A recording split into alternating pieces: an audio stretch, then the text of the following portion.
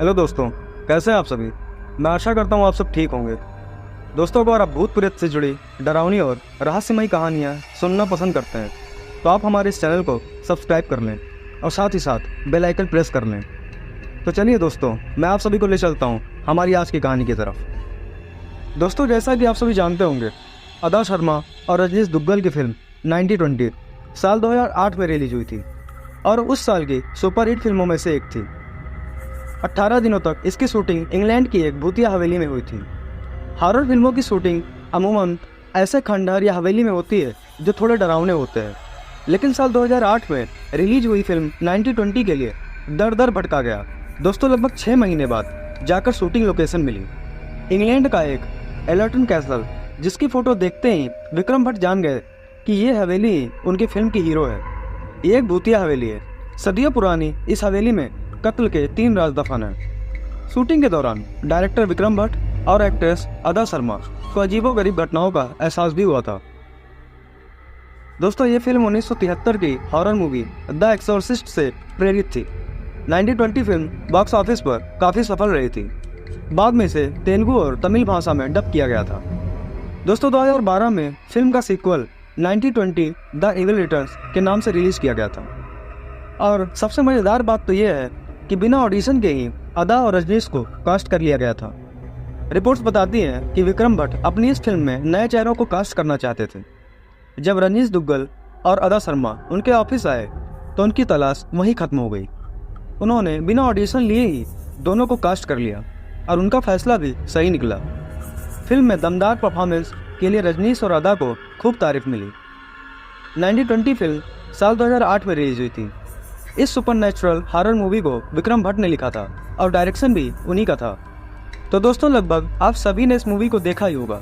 तो चलिए, अब मैं आप सभी को ले चलता हूँ उस कैसल की डरावनी सच्चाई की तरफ जहाँ यह मूवी शूट हुई थी। दोस्तों, इंग्लैंड में है ये भूतिया बंगला एलर्टन कैसल। आप शायद ही जानते होंगे कि ये घर पहले से ही हॉन्टेड था।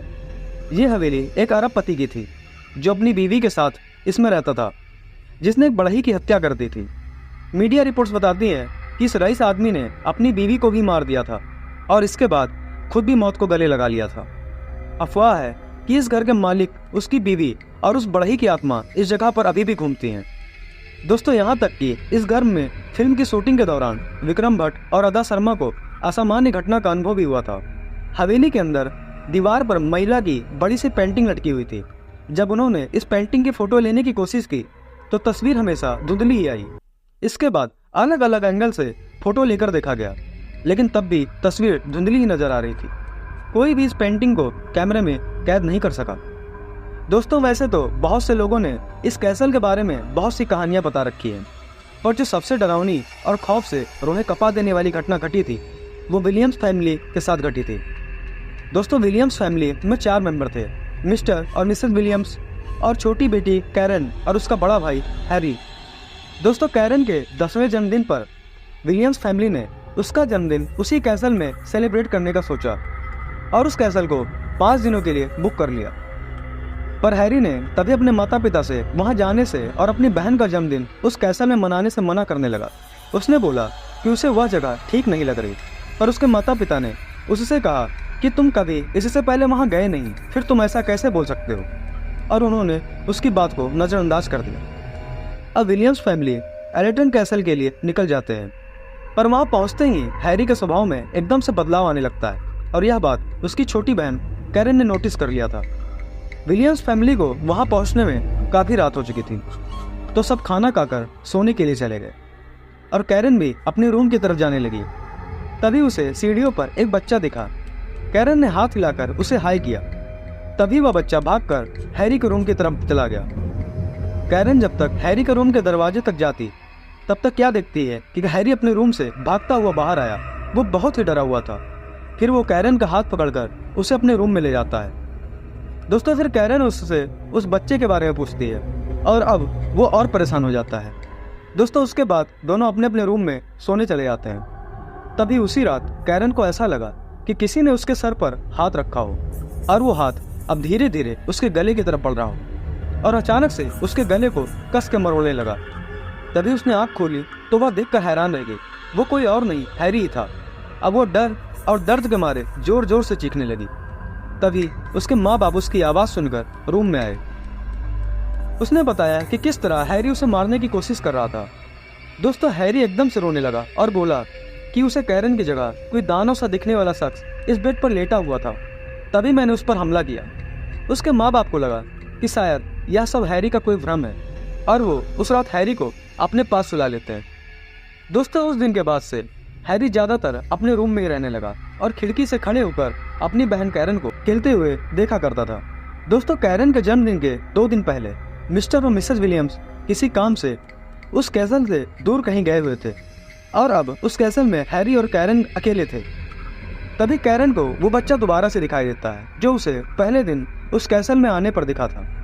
अब वह बच्चा उसे देखकर मुस्कुरा रहा था, जैसे वह उसे अपने साथ खेलने के लिए बुला रहा हो। कैरन भी उसकी तरफ बढ़ने लगती है। तभी उसने कुछ ऐसा देखा कि वह वहीं जमकर खड़ी रह गई। उसने देखा कि उस बच्चे के पीछे से एक बहुत ही भयानक चेहरे का किसी पिशाच सा दिखने वाला, उसे समझ नहीं आ रहा था कि वह क्या है। वह उस बच्चे के पीछे से चला आ रहा था। उसके हाथ में एक बड़ा सा हथौड़ा था। देखते ही देखते उसने वह हथौड़ा उस बच्चे के सर पर मार दिया। दोस्तों, हथौड़ा मारते ही वो बच्चा सीढ़ियों से नीचे गिरता हुआ चला गया और एकदम से गायब हो गया। यह सब देखकर कैरन डर के मारे जोर से चिल्ला उठी और तभी उस आत्मा की नज़र कैरन पर पड़ी और वो उसी हथौड़े को लेकर कैरन की तरफ आगे बढ़ा। कैरन अब अपनी जगह से हिल तक नहीं पा रही थी। वह दुष्ट आत्मा जब तक कैरन के पास पहुंचती तब तक हैरी वहां आ जाता है और कैरन को धक्का देकर उसके आगे खड़ा हो जाता है और वो आत्मा हैरी के शरीर के आर पार होते हुए गायब हो जाती है। और तभी हैरी जोरों से कांपने लगता है। उसकी आंखें पूरी सफ़ेद हो जाती हैं और वो वहीं ज़मीन पर गिर जाता है। दोस्तों, उसका पूरा शरीर अकड़ जाता है। उसके मुंह से झाग सा आने लगता है और वहीं उसकी मौत हो जाती है। कैरन तो काफ़ी देर तक वहाँ जमी खड़ी रह जाती है। फिर भागकर हैरी के रूम में जाकर उसके फ़ोन से अपने माँ पापा को कॉल करती है और अब उसके माँ बाप आते हैं और हैरी को देखकर रोने चिल्लाने लगते हैं। जब वो सब हैरी के रूम में जाते हैं तब उन्हें उसके सामान में एक डायरी मिलती है जिसमें हैरी लिखता है कि मुझे बचपन से मरे हुए लोगों की आत्मा दिखती थी। मैंने बचपन में माँ से ये सब बताने की कोशिश करी पर उन्होंने मेरी बात पर विश्वास नहीं किया।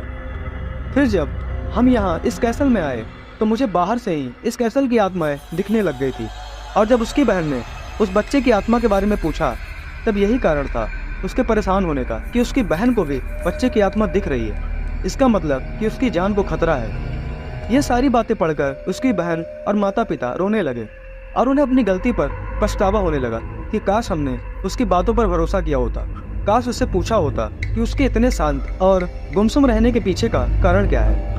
दोस्तों, उसके बाद से विलियम्स फैमिली कभी भी कैरन का जन्मदिन सेलिब्रेट नहीं कर पाए क्योंकि हर जन्मदिन पर उन्हें उस काली रात की यादें झंझोर जाती हैं। तो दोस्तों, आपकी यह कहानी कैसी लगी कमेंट करके ज़रूर बताएं और वीडियो को लाइक कर दें। और साथ ही साथ अगर आपके साथ भी ऐसी ही कोई डरावनी या रहस्यमय घटना घटी है तो आप मुझे व्हाट्सएप पर साझा कर सकते हैं। तो चलिए मिलते हैं कुछ और डरावनी खौफनाक कहानियों के साथ।